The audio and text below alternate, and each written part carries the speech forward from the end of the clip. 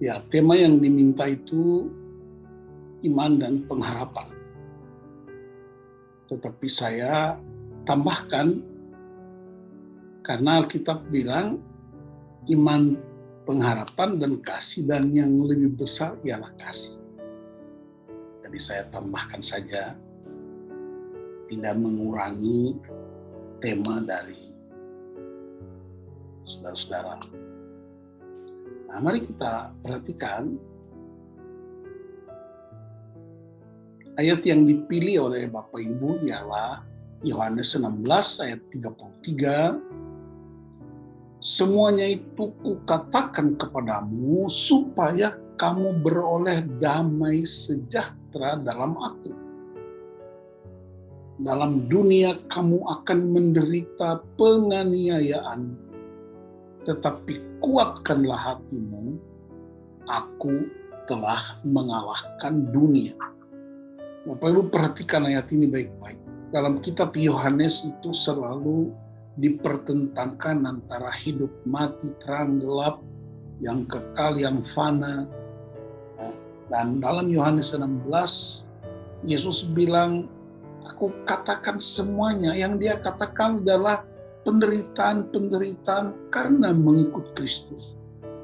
Tetapi justru kalau aku katakan kepadamu, maka kamu akan memperoleh damai sejahtera dalam aku. Wow, ini berbalik dengan cara pandang dunia. Justru ketika orang mengalami penderitaan, banyak sekali langkah-langkah yang dikerjakan untuk menghindari penderitaan. Tapi justru Yesus berkata, kalau kamu mengalami penderitaan, kamu memiliki damai sejahtera. Dan ini sesuatu yang berbeda dengan prinsip-prinsip dunia.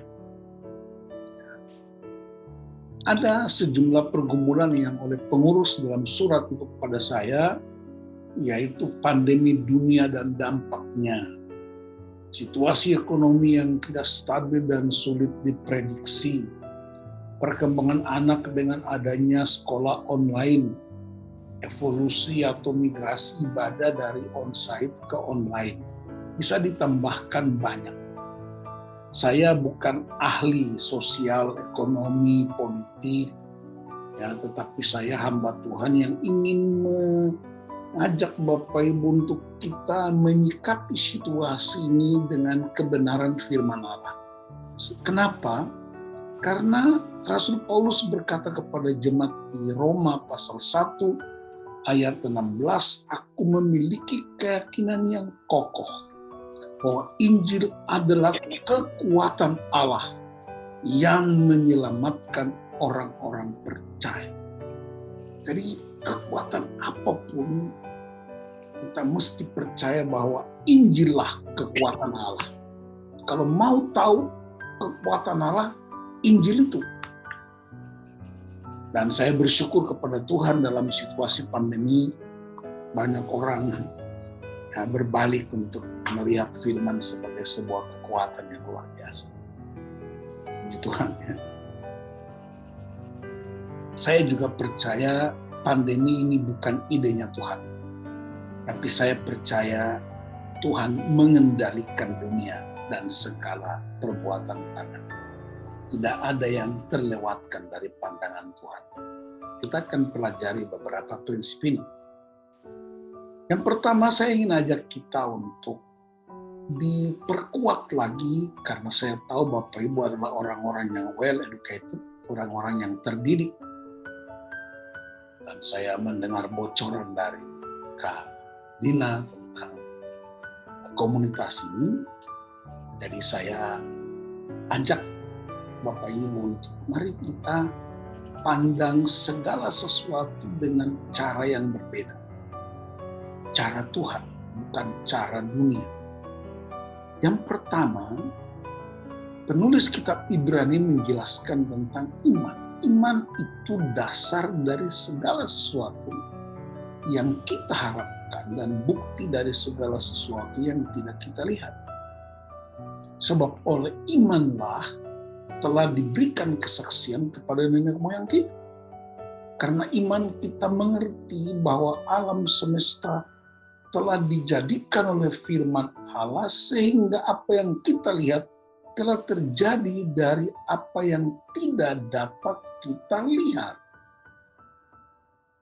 Kejadian pasal 1 ayat 26 berkata bahwa Allah bilang baiklah kita itu komunitas ilahi, Allah Bapa, Anak, Roh Kudus, dan malaikat-malaikat Allah yang diciptakan jauh sebelum dunia diciptakan.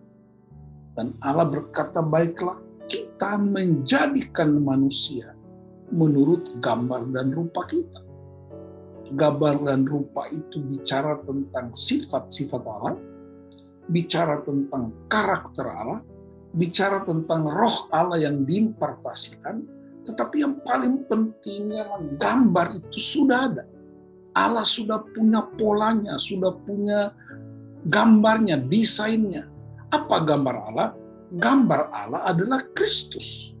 Dan kita diciptakan menyerupai gambar itu, dan itu sebabnya iman itu mesti kita miliki untuk bertumbuh. Dan ingat bahwa Yesus nggak perlu iman untuk serupa Bapaknya. Yesus nggak perlu berharap untuk bertemu Bapaknya atau ketemu Bapaknya. Kita, Anda dan saya butuh iman dan pengharapan untuk merespons kasih Allah yang begitu hebat dan dahsyat. Dan itu terjadi dalam situasi apapun. Situasi baik atau buruk, firman Allah tidak pernah mengalami reduksi apapun. Hanya gereja, kebanyakan kekristenan kita, dalam keadaan normal orang cenderung mengaborsi firman Tuhan. Sementara dunia mengadopsi firman. Lihat aja sekarang ini, gereja-gereja tertentu yang beraliran tertentu, waktu masih normal, tidak ada pandemi, doa sepertinya milik kelompok tertentu, doa sepertinya milik aliran tertentu. Ya, sebelum pandemi orang bicara tentang berbagai aliran gereja, tapi sekarang aliran gereja nggak lagi menjadi isu utama. Yang paling utama sekarang ialah karakter bergereja kita.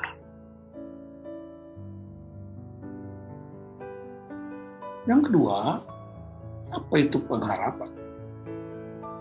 Ibrani 6 bicara tentang Abraham menanti dengan sabar dan dengan demikian ia memperoleh apa yang dijanjikan kepadanya.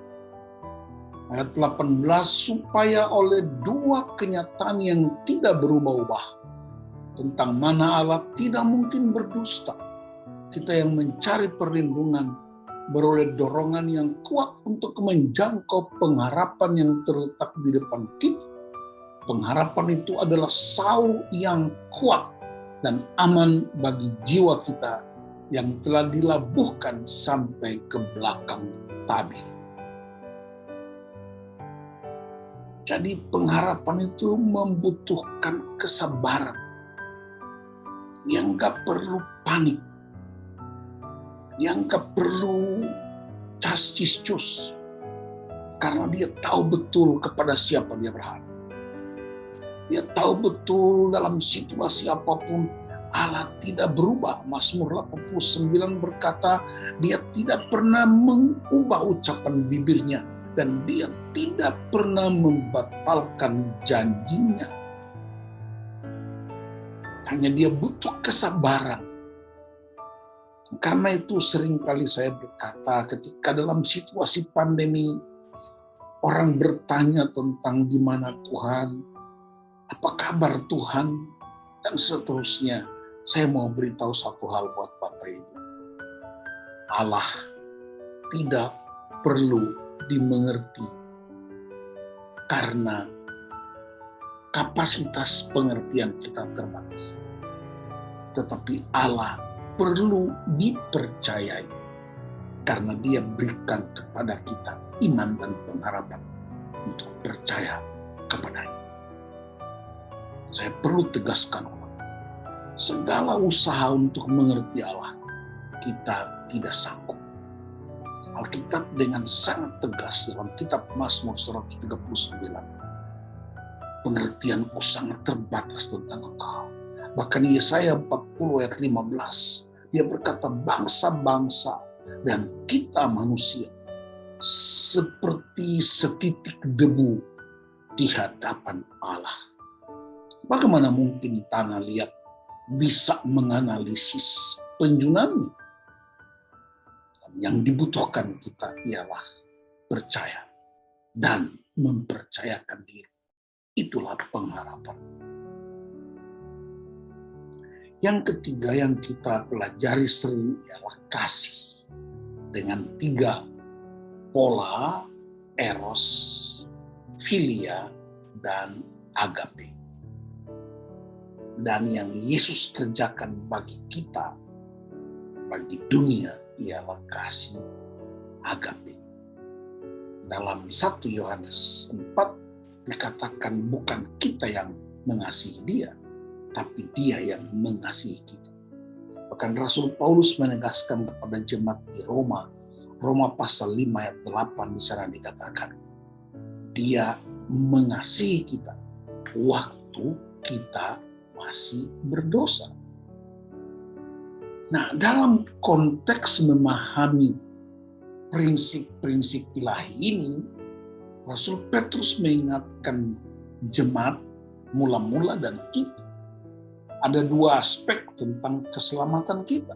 Yang pertama, keselamatan perseorangan, dan yang kedua, keselamatan ke dalam komunitas. Benar kita diselamatkan secara pribadi. Ya, itu tidak ada yang membantahnya. Itulah subjektivitas iman kita, tapi objektivitas Allah bagi setiap orang. Musa juga mengungkapkan itu dalam Ulangan 32. Dia menyebut 2 kelompok, yang pertama Yakub dan yang kedua umatnya. Kita diselamatkan secara pribadi, ya, tetapi kita tidak akan bertahan sendirian. Karena itu kita butuh persekutuan bersama. Dari kesaksian beberapa sahabat tadi sebelum ibadah dimulai, itu memberi gambaran bahwa kita saling membutuhkan. Dan itu sudah penetapan Allah. Sejak manusia diciptakan pertama, Tuhan sudah bilang, tidak baik engkau seorang diri. Jadi menjadi aneh kalau ada orang yang tidak membutuhkan orang lain. Komunitas itu menjadi kekuatan. Saya akan terangkan di bagian lain. Tentang keselamatan pribadi, perseorangan, itu hubungannya dengan firman Tuhan. Itu yang disebut hubungan vertikal. Ya, 3 serangkai. Triad ini kemudian dipakai di Hong Kong, di China sebagai kelompok yang paling menakutkan, ya, triad itu, ya. Tapi sebenarnya bahasa Inggrisnya itu artinya 3 serangkai. Apa 3 serangkainya? Iman, pengharapan, dan kasih. Iman itu bicara tentang perbuatan-perbuatan Tuhan di masa lampau sebagai Sitzenlebennya, sebagai latar belakang untuk mengenal siapa Allah. Dan Allah selalu berkata kepada umat Israel, aku Allah nenek moyangmu, aku Allah Abraham, Ishak, dan Yakub. Untuk menunjukkan bahwa Allah bekerja dalam sepanjang sejarah manusia. Itulah iman. Pengharapan bicara tentang masa depan. Bicara tentang sesuatu yang akan terjadi dengan dasarnya iman. Dan kasih bicara tentang Tuhan dan kekinian. Dan kasih itu kita mengerti dalam 2 aspek dengan masing-masing 4 dimensi. Kasih dimensinya Tuhan ialah kasih itu tinggi, panjang, dalam, dan lebar. Dalam Efesus 3 ayat 18, Paulus berkata, aku berdoa supaya kamu bersama semua orang kudus mengetahui Oh, kasih itu tinggi, dalam, panjang, dan lebar. Tinggi artinya tidak dapat dijangkau oleh kekuatan dosa apapun. Dalam artinya sedalam-dalamnya kejatuhan dan keterpurukan dan ketakutanmu, kasih itu sanggup untuk mengangkatnya kembali. Dia panjang sabar terhadap semua orang dan dia lebar, dia terbuka untuk siapa saja yang bisa masuk tanpa batas kapasitas. Itu bagian Tuhan. Sedangkan bagian kita, dimensi kasih manusia ialah kasihilah Tuhan Allahmu dengan segenap hatimu, segenap jiwamu, segenap akal budimu, dan segenap kekuatan. Dan itulah menjadi kekuatan bagi seorang pribadi yang percaya dia diselamatkan Tuhan. Karena itu hubungan pribadi dengan Tuhan menjadi kekuatan yang dahsyat untuk membangun komunitas. Tentang keluarga atau komunitas, saya tidak maksud keluarga itu suami istri, orang tua, anak, tapi yang saya maksudkan adalah gereja. Karena di dalam Efesus 2, Rasul Paulus menggambarkan gereja dengan 3 metafora, tubuh, keluarga, dan bait Allah.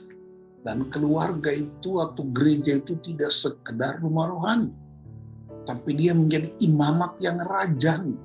Sebuah ungkapan yang mengutip Keluaran 19, bagaimana umat Tuhan dikeluarkan dari perbudakan untuk menjadi sebuah terang bagi bangsa-bangsa. Dan ketiga ialah dia menjadi bangsa yang kudus. Kudus artinya dipisahkan. Kudus artinya spesial di tangan Tuhan untuk menjadi pola bagi banyak orang. Nah, Bapak Ibu yang dikasihi Tuhan Yesus Kristus, penderitaan sebenarnya dalam situasi sekarang ini adalah konsekuensi logis dari keselamatan. Tuhan Yesus sendiri, bahkan Paulus dan Rasul Petrus, dua rasul ini mengalami pencerahan dari Yesus bahwa kekristenan atau murid Kristus akan mengalami penderitaan dan penganiayaan di dunia. Karena itu mari kita perhatikan ada 2 jenis pendekatan penderitaan. Yang pertama ada kelompok yang mengagung-agungkan penderitaan sebagai puncak kenikmatan. Ya, ditulis dalam sebuah buku yang namanya Warriors of God, menjelaskan tentang para bertapa di padang gurun. Mereka itu berbulan-bulan untuk menikmati kedahsyatan penderitaan. Mereka berjalan kepala di bawah, bajunya cuma satu untuk beberapa tahun. Bayangkan satu baju bisa kering, bisa basah di badannya. Dan mereka jarang sekali makan dan minum. Bagi mereka penderitaan adalah puncak kenikmatan sebagai orang-orang saleh. Tapi ada kelompok kedua yang disebut kelompok hedonis. Sedapat-dapatnya menghindari penderitaan dan menikmati hidup sepuas-puasnya. Dua kelompok ini masih hidup sampai hari ini, sekalipun tidak menjadi sebuah organisasi. Dan ternyata dua kelompok ini amatlah bertentangan dengan prinsip Yesus dalam Alkitab. Oleh Yesus dalam Yohanes 12 ayat 27-28 dia berkata, sekarang jiwaku terharu dan apakah yang akan kukatakan? Bapa, selamatkanlah aku dari saat ini. Tidak, sebab untuk itulah aku datang ke dalam saat ini. Bapa, muliakanlah namamu. Maka terdengarlah suara dari sorga, aku telah memuliakannya dan aku akan memuliakannya lagi. Wow, betapa Yesus ketika menghadapi titik-titik terakhir dari penderitaan yang begitu hebat. Bagaimana cara pandang Yesus terhadap penderitaan? Di satu pihak, dia berkata sekarang jiwaku terharu. Artinya dia tidak mencari-cari penderitaan. Tapi dia menikmati apa yang dia alami. Penderitaan adalah penderitaan. Tidak bisa direkayasa. Kalau bisa dihindari. Sehingga dia berkata, jikalau sekiranya mungkin cawan ini lalu daripada aku.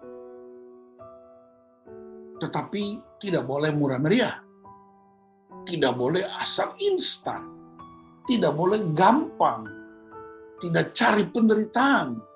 Tapi kalau penderitaan itu datang, jangan lari. Anda harus bayar harganya. Toh, harga yang dibayar sudah lunas. 1 Petrus 1 ayat 18-19. Alkitab berkata, kamu sudah lunas. Bukan dengan barang fana, bukan dengan emas atau perak, tetapi dengan darah yang mahal. Hidup dalam penderitaan karena Kristus itu ialah karena punya prinsip dalam visi dan misi Kristus. Kita tidak mencari-cari penderitaan, kita juga tidak menghindari penderitaan, tetapi hadapilah dengan prinsip. Kata Yesus, aku telah mengalahkan dunia. Itu bukan sebuah quote, itu bukan sebuah statement motivator, tapi itu Allah dalam Kristus. Itulah pernyataan ilahi yang mesti dijadikan sebagai kekuatan. Jadi pertanyaannya, kita kembali kepada pergumulan kita semua, terutama komunitas Gamaliel, pandemi dunia dan dampaknya, situasi ekonomi yang tidak stabil dan sulit diprediksi, perkembangan anak dengan adanya sekolah online, evolusi atau migrasi ibadah dari onsite ke online, kita semua menghadapinya.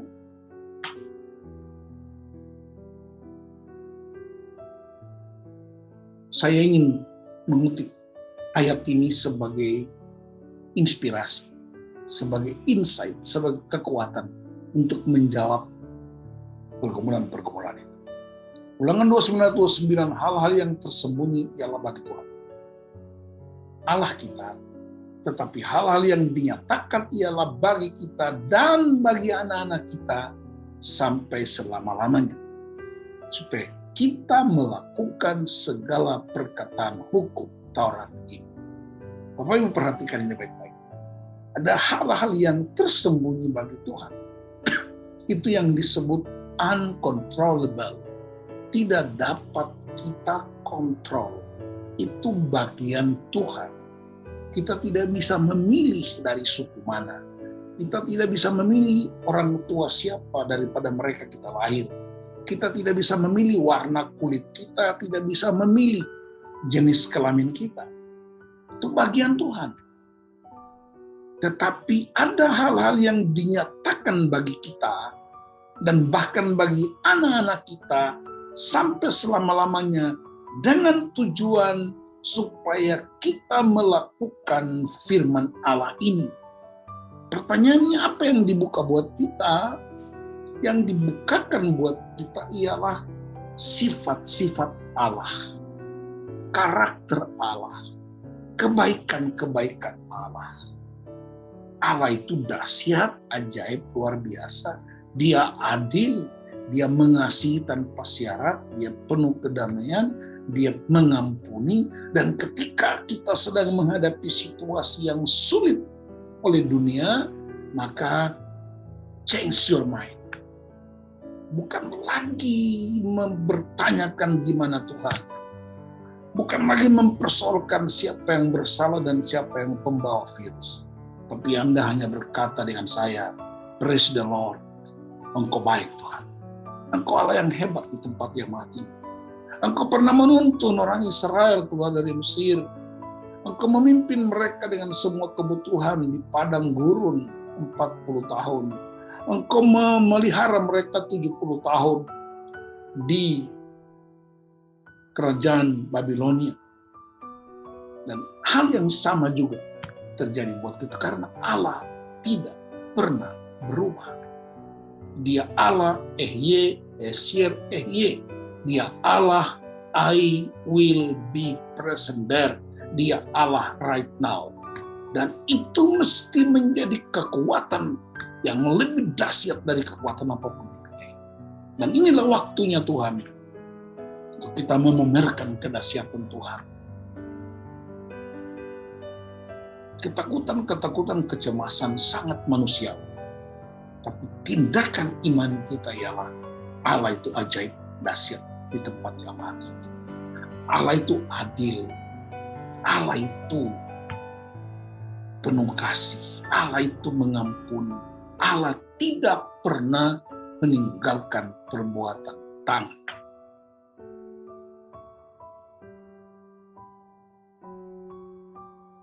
Tindakan praktis terhadap pertanyaan-pertanyaan tadi. Saya percaya masing-masing bangsa negara punya cara pandang dan cara tindak sendiri. Ya, masing-masing gereja juga punya cara sendiri. Ada yang live stream, ada yang Zoom, ada yang rekaman, ada yang bikin perbatasan tertentu dengan PPKM semuanya nyaris tertutup. Masing-masing orang punya cara. Tadi pagi harusnya saya khotbah di Bogor, dan gereja di Bogor ini minta saya live streaming, harus datang. Tapi 3 hari yang lalu saya bilang, Pak, nggak jadi. Datang, oke, saya tahu peraturan itu. Kami juga tidak bisa Zoom, karena fasilitas-fasilitas jemaat sangat terbatas. Dan karena itu, hanya rekaman. Itu masing-masing orang. Keluarga-keluarga kita juga punya kebijakan sendiri-sendiri. Tapi saya mau kasih tahu, Indonesia punya value, cara sendiri sesuai budaya kita. Ada protokol kesehatan. Protokol kesehatan bukan sekedar ide manusia. Bagi saya protokol kesehatan adalah hikmat dari Tuhan kepada para ahli untuk menolong masyarakat. Masing-masing orang punya bidang. Saya bisa nyetir mobil. Tapi ketika mobil saya rusak, saya harus bawa ke bengkel. Karena di sana ada ahlinya. Sekalipun anak itu dia hanya tamat SD, tapi dia punya keahlian untuk memperbaiki mobil saya. Saya sudah sampai di tingkat doktoral, saya tidak mengerti cara memperbaiki mobil.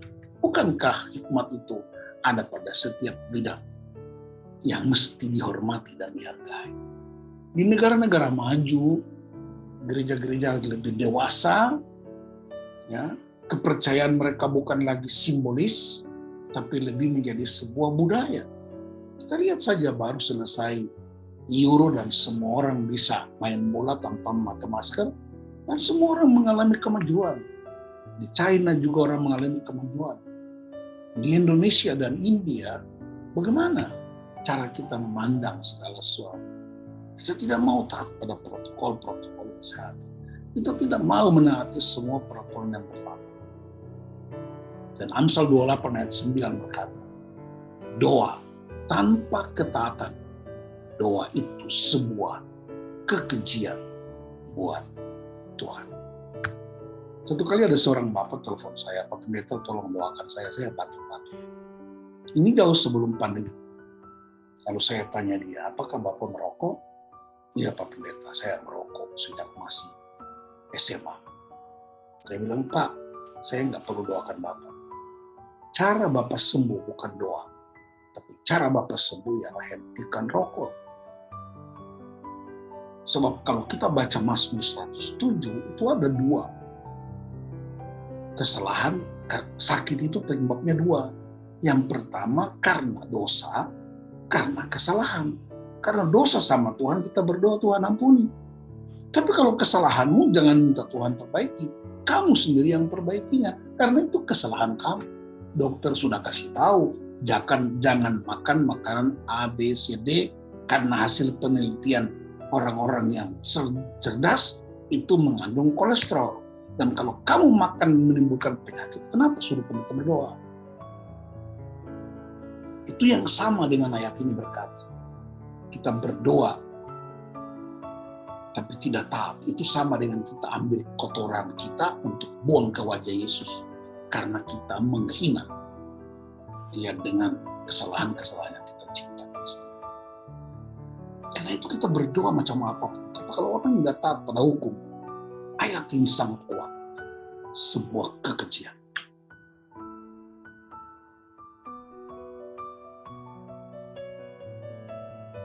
refleksi dan tindakan kita.